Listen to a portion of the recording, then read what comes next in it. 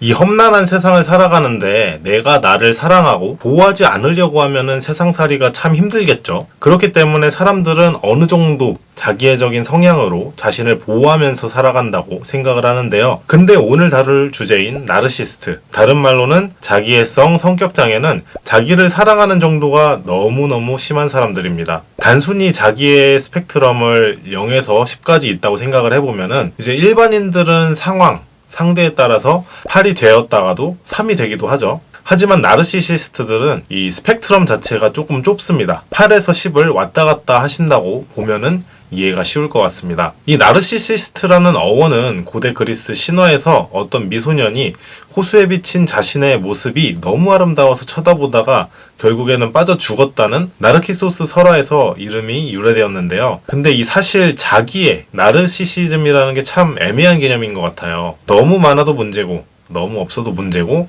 적당하게 있으면 좋은데 그 적당하다는 것도 사실 아무도 모르니까요. 그래서 건강한 자기애에서 병적인 자기애로 넘어가는 그 지점을 알아채는 게 참 중요할 것 같은데요. 그 지점을 성격장애와 성격적인 경향으로 구분은 해볼 수 있을 것 같아요. 우리 모두는 자기애적 성격 경향을 가지고 있죠. 저도 자기애적인 성향이 있고요. 근데 그것이 절대 성격 장애를 의미하지는 않습니다. 누구나 자기애적 성향은 있을 수는 있는데 정상인들은 이러한 욕구를 들키지 않으면서 다른 사람과의 관계를 원만하게 조율해 나가지만 이 나르시시스트들은 노골적으로 자기애적인 욕구를 표현하고 이러한 성향 때문에 일상 활동, 대인관계, 직업적인 활동에 문제를 겪고 있을 때 고려를 해볼 수 있을 것 같습니다. 영상에서 말하는 나르시시스트 특징 보니까 완전히 난데 이렇게 생각을 하시면서 나 자기애성 성격장애 아니야? 이런 식으로 결론을 도출하지 않으셨으면 좋겠어요. 자기애적 성격 경향은 누구나 다 있을 수 있다는 점 다시 한번 말씀드리고요.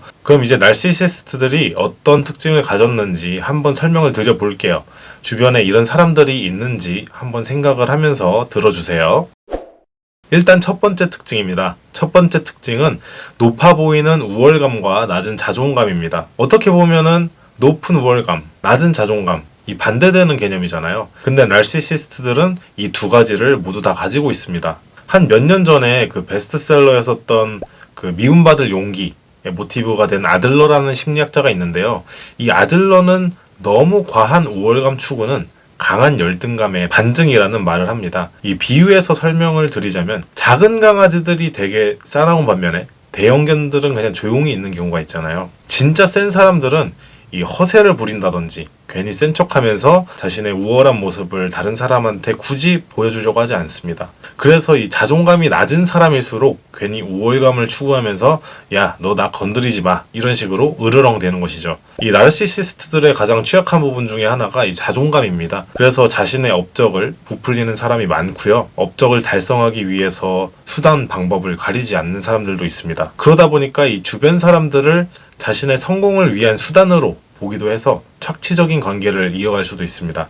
근데 사실 이런 것들은 이 과잉보상의 심리로부터 나온다고 할 수 있습니다. 이 성장 과정에서 느꼈었던 어떤 열등감이라든지 결핍감 이런 감정들을 처리하기 위해서 두꺼운 가면을 만들어서 자신을 가리는 방법을 선택을 한 겁니다. 뭐 어린 시절부터 이제 부모로부터 적절한 돌봄이 부족한 경우에는 뭐 커가면서 뭐 괜찮은 친구 관계라든지 사제 관계를 맺으면서 좀 자존감을 회복하고 성장하면 좋은데 이렇게 좀 양질의 관계, 좋은 관계들이 인생에서 있어서 조금 부족한 경우에는 이 낮은 자존감으로 이제 성장할 가능성이 높습니다. 자존감이 낮으면 이제 컴플렉스라고 하죠.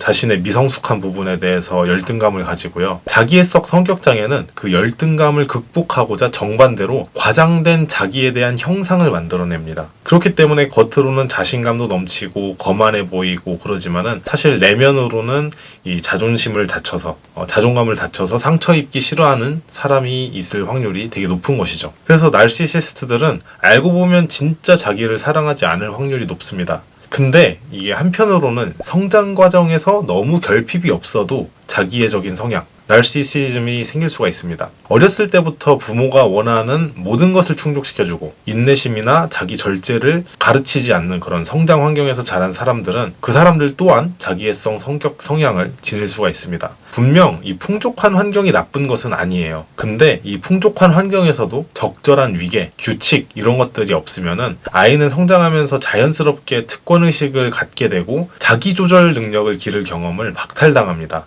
그래서 심리학자들은 적절한 좌절 경험도 반드시 필요하다고 합니다. 그러니까 완전 아기 때는 내가 울기만 하면은 이제 젖 물려주고 기저귀 갈아주고 모든 사람들이 나의 모든 욕구를 충족시키기 위해서 노력을 했다면 일반적으로는 이제 나이가 들면서 어떤 것이든 내가 예전처럼 얻을 수는 없구나.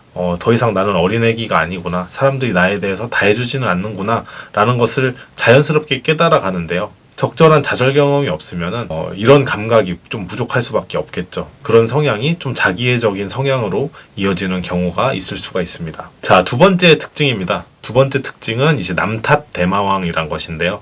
앞서 첫 번째 특징에서 높은 우월감과 낮은 자존감을 말씀드렸잖아요. 근데 동시에 이 두 가지를 갖고 있으면은 생각보다 이제 현타가 올 수가 있습니다. 왜냐하면은 이 남들이 생각하는 나 그리고 내가 느끼는 결핍된 나 이게 간극이 되게 크잖아요. 근데 남들이 보는 이상적인 나와 내가 보는 진짜 나의 괴리가 크면 클수록 이 무의식적인 그 불안이 찾아옵니다. 그리고 이 괴리를 채우기 위해서 나르시시스트들이 이제 흔히 쓰는 방어 기제가 바로 남 탓입니다. 기본적으로 이상적인 자기상을 지닌 사람들은 자신의 어떤 단점이 드러날 때마다 그것을 다른 사람 탓으로 돌려요. 예를 들면은 어떤 회사에서 팀 프로젝트 같은 거를 하고 있는데 이제 본인이 역량이 부족하거나 관계를 해치는 언행들 때문에 좋은 성과를 팀이 못 내고 있는데 그 이유를 자신에게서 찾는 게 아니라 남에게서 찾는 것이죠. 남들이 역량 부족이고 관계를 해치고 있기 때문에 팀 프로젝트가 실패했다고 남 탓을 하거나 가스라이팅을 하는 것이죠. 이것을 방어 기제 중에 투사라고 부르는데요. 이 투사라는 방어 기제는 되게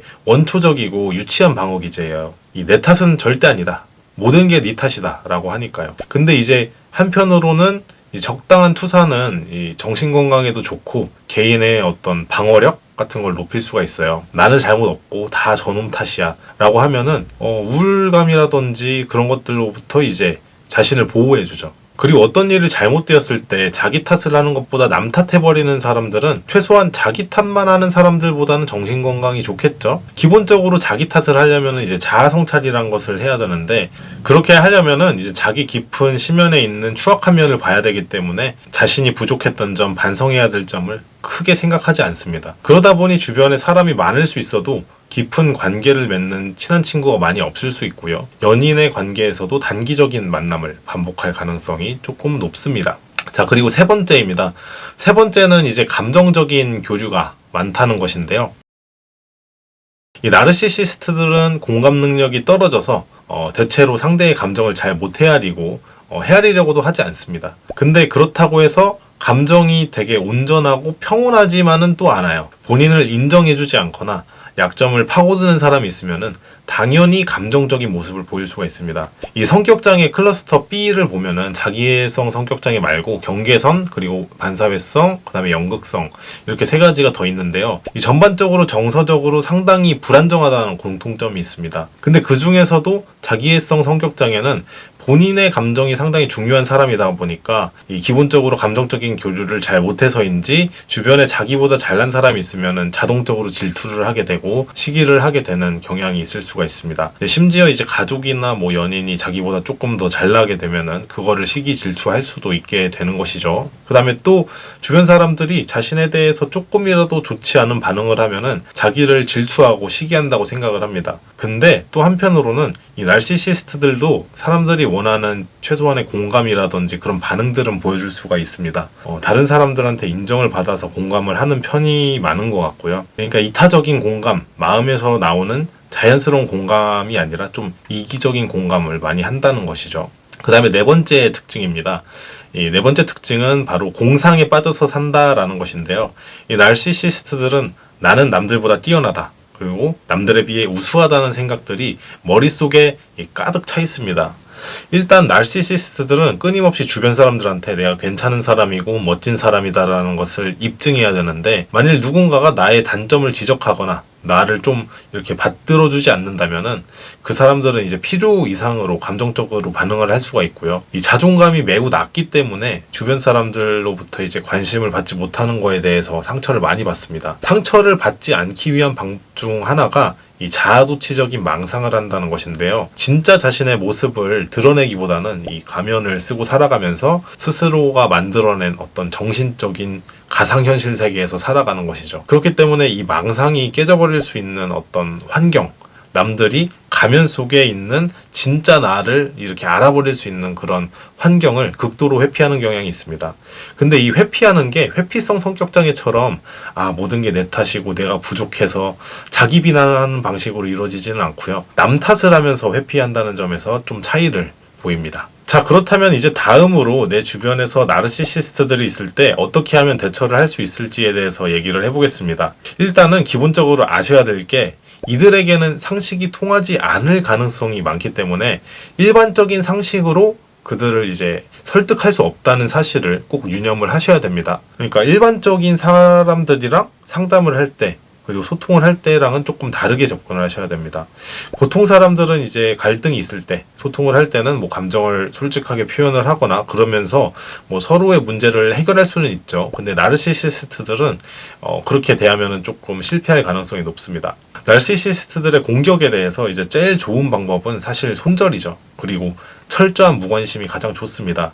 이 그레이 락 전략이라고 해서 검은색도 아니고 흰색도 아닌 그 회색지대에서 돌멩이처럼 무감각하게 반응해줘라 라는 전략이 있는데요. 이 나르시시스트들은 마음속에 무능함이 있기 때문에 그 스스로에 대한 확신이 많이 없다 보니까 외부에서 항상 스스로의 가치를 확인하려고 하고 그 확인이 돼야지 이제 자신의 마음에 안정이 옵니다. 이 사람들은 다른 사람들의 어떤 착취적인 관계를 맺거나 감정을 조종하면서 자신의 에너지를 충전하는 존재이기 때문에 이런 수법에 끌려 들어가지 않으려면은 반응을 보여주지 않는 게 가장 중요합니다. 보통 나르시시스트를 이제 모기로 비유를 하는데요. 모기가 다른 사람의 피를 빨아먹고 살듯이 나르시시스트들도 이 타인의 감정을 조작하고 영향력을 미치면서 삶의 에너지를 얻어간다는 것이죠.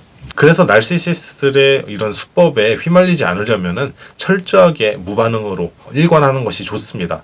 어떻게 보면 이제 접점을 만들지 않는 것이 최고의 방법이기는 합니다. 근데 이게 지속적으로 희생양이 돼버리고 내가 타겟이 돼버려서 이러다 내가 죽어버리겠다라고 싶을 정도로 괴롭히는 경우에는 보다 적극적인 방어를 해야 될 필요가 있겠죠. 사실 안 싸우고 회피할 수 있으면은 회피하고 무반응하는 게 최고지만은 가끔은 맞서 싸워야 될 때가 있잖아요. 그럴 때는 이제 다음과 같은 말을 사용해 볼 수는 있을 것 같습니다. 근데 사용을 하면은 이제 좀 조심하셔야 될 게 오히려 더 관계가 악화되고 더 스트레스를 받을 수 있는 그런 경우도 있을 것 같기 때문에 최대한 그냥 안 쓰시는 쪽으로 하시면 될 것 같습니다. 일단 몇 가지는 알려드리기만 해볼게요. 나르시시스트들이 가스라이팅을 할 때 이런 말로 대응을 한번 해보는 겁니다. 야, 다른 사람들은 다 네가 이상하다던데? 야, 네가 남들보다 잘난 게 뭔데? 넌 특별하지도 않잖아. 내가 왜 나빠? 누가 날 이렇게 만들었는데? 난 그럴 의도로 말한 게 아닌데 너가 피해의식이 있나 보다. 네가 완전 잘못 알아들은 거야. 누가 봐도 네가 비정상적이야. 야, 또 거짓말하네. 너 그럴 줄 알았다. 야, 역시 그렇게 나오는구나. 역시 패턴이 딱 보이네. 적어도 그 상황에서는 이렇게 하는 게 예의야. 제가 말하면서도 제가 정신이 혼미해지는데요. 사실 회피하면 가장 좋기는 하지만 어쩔 수 없이 싸워야 될 때도 있습니다. 그럴 때 요긴하게 쓰시면 좋을 것 같고요. 근데 이제 맞서 싸워야 되는 대상이 직장 상사인 경우다. 그러면 이제 참 골치가 아파집니다. 이런 경우에는 아무래도 권력의 그 차이가 있기 때문에 좀 어떻게 해결해야 된다고 말하기가 조금 어려운 그런 부분이 있는 것 같아요. 근데 일단 해드리고 싶은 말은 첫 번째로 직면시키지 말 것. 사실 나르시시스트들이 상담을 하러 와도 좀 개선시킬 수 있을지는 잘 모르겠어요. 상담자들도 분명 어려워할 거거든요. 근데 일반인들이 이 사람들을 개선시킨다는 거는 거의 불가능이에요. 이 최소한 본인에 대한 반성이나 통찰이 생기고 나서야 이제 타인의 조언을 받아들일 수 있게 되는데 이 사람들은 이제 그런 게 거의 없죠. 그러다 보니까 이제 되게 변화하는데도 천천히 많은 시간이 필요할 거고요. 그래서 고치려고 하지 마시고요. 사실 이 사람들은 누구보다 다른 사람들의 인정이라든지 공감을 원하는 사람들이잖아요. 그래서 상사가 말하는 그 허세랑 자랑들이 진실인지 아닌지 신경 쓰지 마시고 굳이 직면시킬 필요는 없다고 생각을 합니다. 그리고 두 번째는 그 사람이 과장하는 포인트가 아니라 다른 포인트에서 칭찬을 해주는 겁니다. 예를 들어서 뭐 상사가 나 옛날에 진짜 축구 잘했어. 동네 메시였어. 막 이렇게 허세를 부린다고 했을 때 누가 봐도 사실이 아닐 가능성이 크다면은 여기에 긍정도 하지 말고 부정도 하지 마시고요. 대신 그 사람의 다른 진짜 사실에 근거한 장점을 칭찬해 주는 겁니다. 예를 들어서 옷을 좀 괜찮게 입고 왔다. 그러면 오늘 옷 멋지시네요. 라던가 뭐 정말 칭찬하고 싶지 않겠지만 그 최대한 찾아서 좋은 점을 찾아주세요. 그래서 뭐 와 오늘은 업무 처리가 진짜 꼼꼼하시네요. 어떻게 이렇게 오타 하나 없으세요?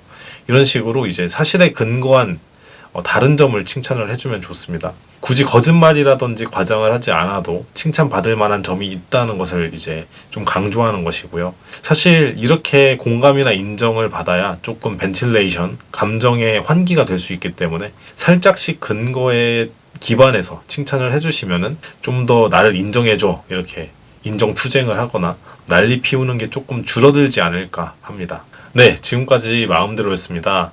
오늘은 자기애성 성격장애, 나르시시스트들에 대해서 다뤄봤었는데요. 영상이 유익하셨다면 구독과 좋아요 부탁드리고요. 저는 다음 영상으로 돌아오겠습니다. 시청해주셔서 감사합니다.